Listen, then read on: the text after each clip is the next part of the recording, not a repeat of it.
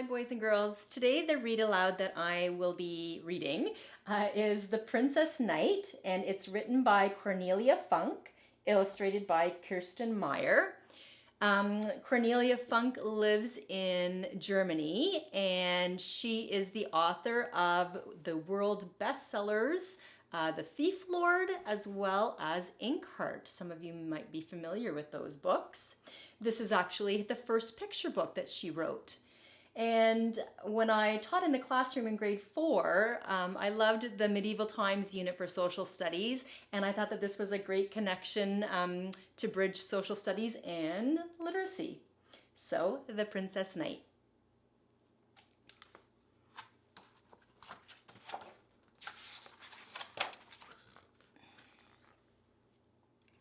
King Wilfrid the Worthy had 3 sons. He brought them up just as his father had brought him up, and they were taught all the things he had been taught. He wanted them to be better than his best knights. They learned riding and jousting, fighting with swords, and good table manners too. They learned how to stride around proudly and how to shout very loudly.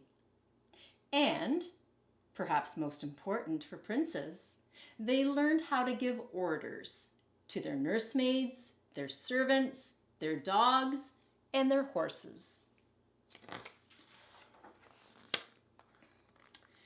Then Queen Violetta had a daughter, but the queen died when the baby was born, so the little girl was called Violetta. No one would dare tell the king how to do anything, especially how to raise his little girl. So he decided to teach her the same lessons that he had taught his sons.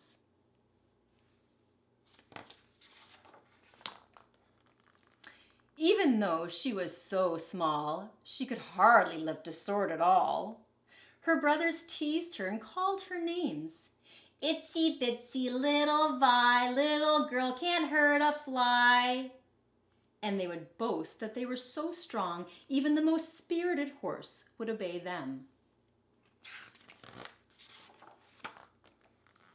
Then they'd strike the heads off practice dummies so hard that the heads would fly right over the castle walls.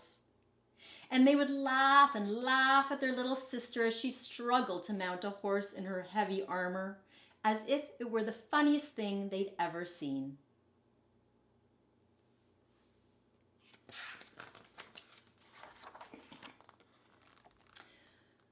"Oh, Emma," said Violetta to her nursemaid one evening while Emma soothed the little girl's bruises, "I'll never be as strong as my brothers."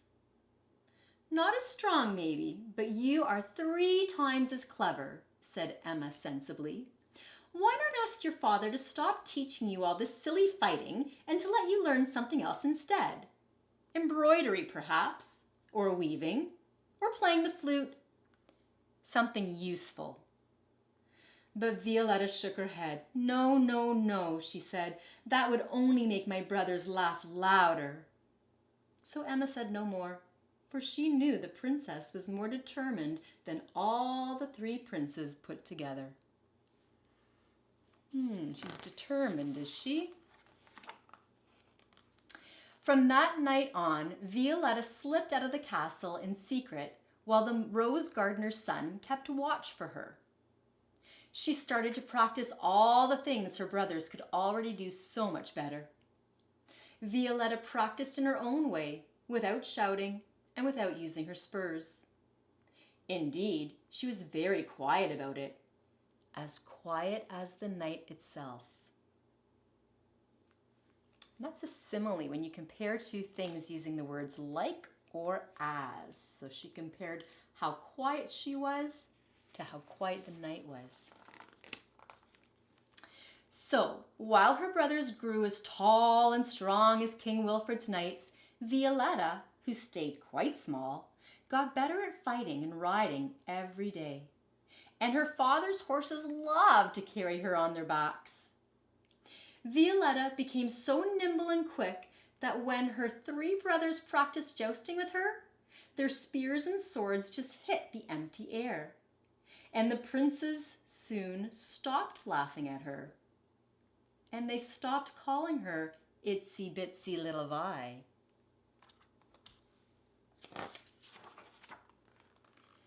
Then came the day before Violetta's 16th birthday, and the king asked to see her. "Violetta," said King Wilfred, "I'm going to hold a jousting tournament in honor of your birthday. The victory prize will bring the bravest knights in the land flocking to the castle." "What will the prize be, father?" asked Violetta, wondering which horse she would ride, which of her suits of armor would be the lightest, and which plume she would wear in her helmet. "The prize," said King Wilfred, "will be your hand in marriage. So put on your finest gown and practice your prettiest smile." How do you think Violetta is going to feel about that? Violetta turned as red as the roses beside the castle moat. There's another simile. "What?" she cried. "You want me to marry some dimwit in a tin suit? Just look at your own knights. They whip their horses and they can't even write their own names." Her father was so angry that he locked Violetta up in the castle tower all by herself. Not until the moon was shining high in the sky did the king tell Violetta's youngest brother to let her out. "Stop crying, little sister," said Violetta's brother. "I'll make sure to win the tournament myself. You certainly can't marry me." But Violetta shook her head and wiped her eyes on the hem of her dress. "Thank you," she said, "but I think I'd better just see to it myself." Prediction. The next day, the field behind the castle was crowded with knights who had come to fight in the tournament. King Wilfred sat down to watch. Little did he know that it wasn't Violetta who sat beside him. It was her nursemaid, Emma. She wore Violetta's best dress and a veil over her face. The real Violetta had put on her blackest armor and saddled her favorite horse. She rode into the arena with the other knights and gave her title as Sir No Name.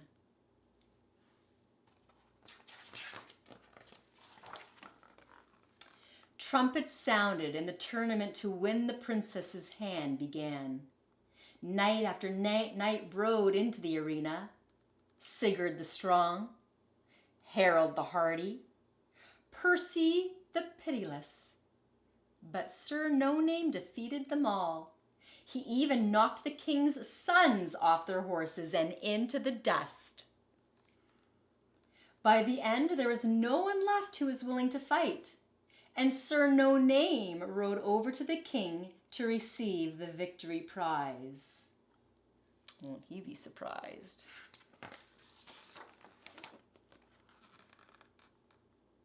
"Where do you come from, Sir No Name?" asked the king. "You have brought honor to your family, and my daughter should think herself lucky to take your hand in marriage." "Oh, I don't think so," Sir No Name replied, raising his helmet. "Hello, father," said Violetta.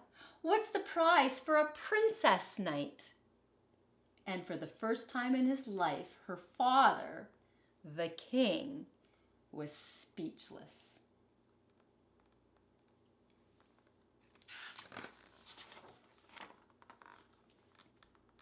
Violetta turned to the defeated knights sitting battered and bruised on their horses. "Very well," she said. "I shall choose my own prize."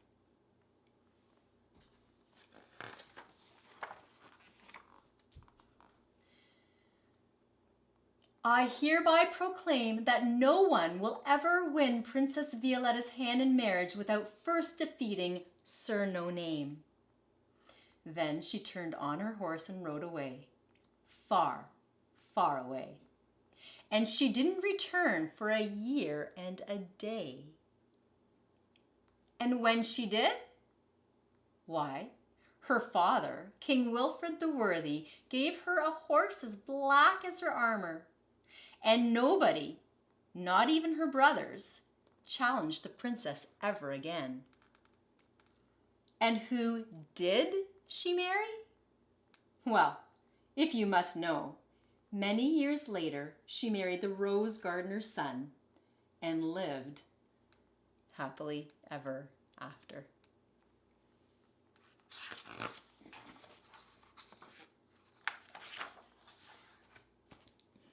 The Princess Knight. Thanks for joining in with me. Have a great day.